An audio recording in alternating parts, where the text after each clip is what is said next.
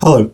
So in this video, we're going to talk about Michael Schur's TV show, A Man on the Inside, which is a Ted Danson vehicle in which Danson plays a retired professor of engineering who, at the prodding of his daughter, gets a hobby, which turns out to be signing on with a private investigator who is looking into a report of a theft at a senior care center. So Danson's character Charles goes undercover with very minimal detection/espionage training to try and uncover the thief in this San Francisco senior community. The humor of the show is largely driven by his attempts not to be discovered, his attempts to gather evidence, his relative incompetence at actually properly gathering evidence, and then the sort of gap between his experience within this community in which he starts to make friends, he starts to feel very comfortable, he starts to fit in, versus his need to, or really more his boss, Julie's need for him to remain impartial and focused on the professional situation that he's in. There is definitely some geriatric humor, but I would say less than you might expect, which is actually quite a good thing, right? There's certainly jokes about, oh, crazy old people and stuff like this, but I feel like if this had been made 20 years ago, say, that would have been much more central. Whereas in 2025, where we I think as a society have become much more aware of the negative impact of ageism, we have, I think, a much more sensitive show than we would have in a previous generation. So I definitely applaud the show for that. The people with which Charles interacts in this senior community are interesting, vibrant, they have their own backstories, they have anxieties, desires, etc., etc. They are complex human beings. And so that's, of course, a really, really good depiction of people in general, but I think especially of elderly people, because so often in sitcoms and things, elderly people are sort of reduced to one-dimensional caricatures. And so the fact that this show has resisted that impulse, again, is I think quite a good thing. Now, one of the things that I think is interesting, and I'm slightly ambivalent about this, in fact, is that the sort of driving ethos of the show is that Charles's daughter, Emily, in the first episode, is basically like, so Charles's wife died a year earlier, and he has basically sort of shut himself in the house after this, right? So what we see of his daily routine is that he wakes up, he drinks coffee, he reads the newspaper, he cuts out interesting news clippings and mails them to his daughter. He does puzzles, and then he goes to sleep. And that's pretty much it. That's what we see. Now, realistically, he probably has a richer day than that, because we see a brief montage of stuff that would probably take up about an hour if you do it quite slowly and deliberately, maybe 2 hours if you're extremely slow and deliberate about the puzzle, but like this is not a full day's worth of stuff that we see. So probably, I mean, Charles was a professor.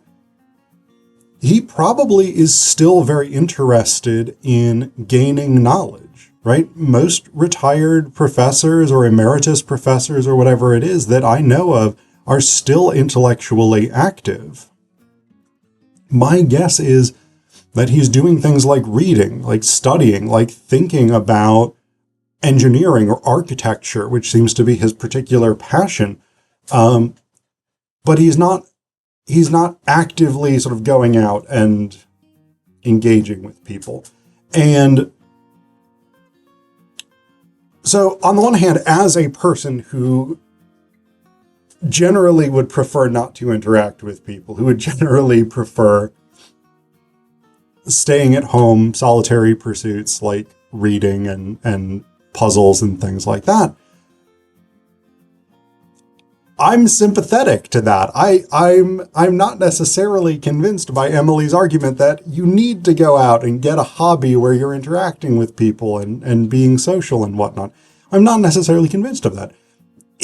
We could have a show in which Charles just genuinely is happy being in his house, doing the stuff that he likes doing in his day-to-day routine, and not wanting to go out, not wanting to interact, etc., etc.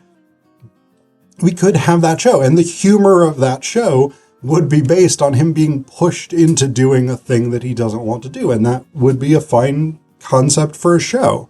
But that's not what this show is. And in a way, it's actually good, because again, as much as I personally am sympathetic to no, I don't want to go out and get a hobby where I'm doing stuff with other people. That being said, I do have hobbies where I do stuff with other people. I realize that. But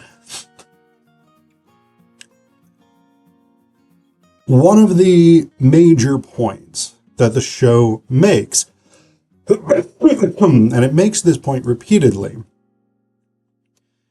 is that one of the biggest problems faced by the elderly is loneliness. Particularly elderly people who are living by themselves, loneliness is a major source of depression. And as we know, depression can exacerbate or facilitate other diseases, other conditions, other problems that deteriorate people's health. So when the show puts Charles into this senior community, it puts him into a community. And that's really important as far as the show's ethos goes, right? Because the interest becomes that seniors and people in general, but again, seniors are most within our society in the US, seniors are most at risk of being isolated. And so seniors in particular need contact, they need friendships, they need support networks, and they need people who have similar experiences, background, memories to themselves. And so that is one of the great benefits of a senior community or an assisted living community or whatever it is. The show is not necessarily an advertisement for senior communities, but it definitely makes them seem like an overwhelmingly positive thing. And on the one hand, I don't have a huge problem with that.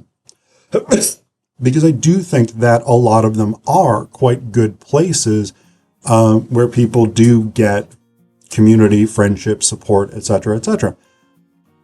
It's also worth noting that there are large numbers of senior care facilities, nursing homes, things like that, where conditions are not great. And the show peripherally deals with that in there's a series of thefts which are solved in the last episode.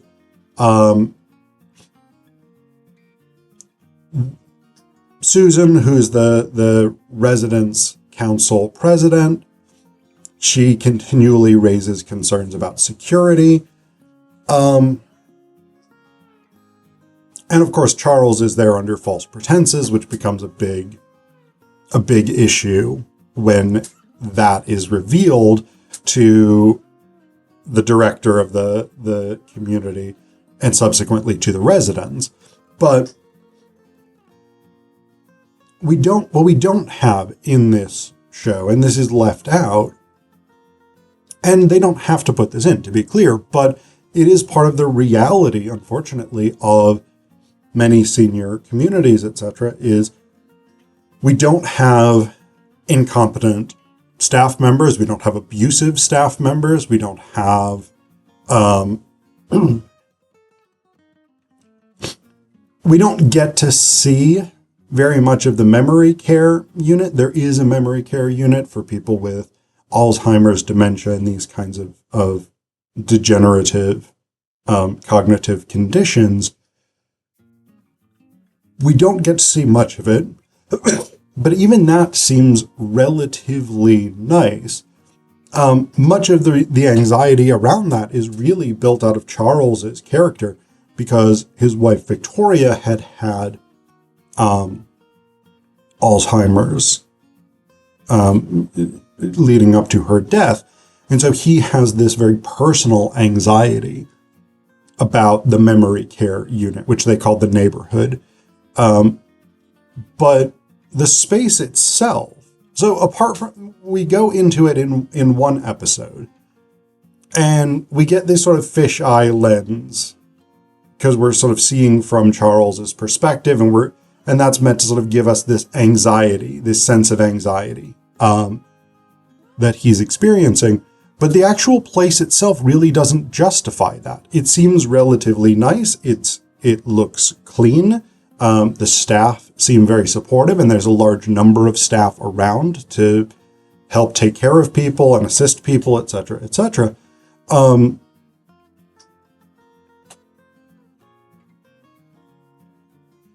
So even in the place within this senior community that's supposed to be terrifying, it really isn't. And again, I'm not saying that they've done a bad job or they've misrepresented or anything here, because there are senior communities, senior living facilities, whatever it is, that are extremely nice and supportive, have great staff, etc., etc. But there are also, unfortunately, places that are not those things. And this is sort of broader. This is a broader cultural concern than the show itself, but it is an important concern.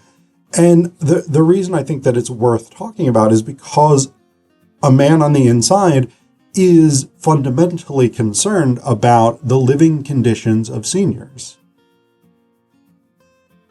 And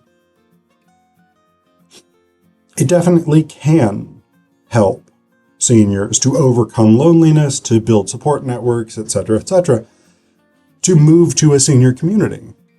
But it also can have significant pitfalls. And yeah, again, I think it's basically quite a good sitcom. It's light entertainment, but it's interested in this issue of what it means to be a senior, what it means to be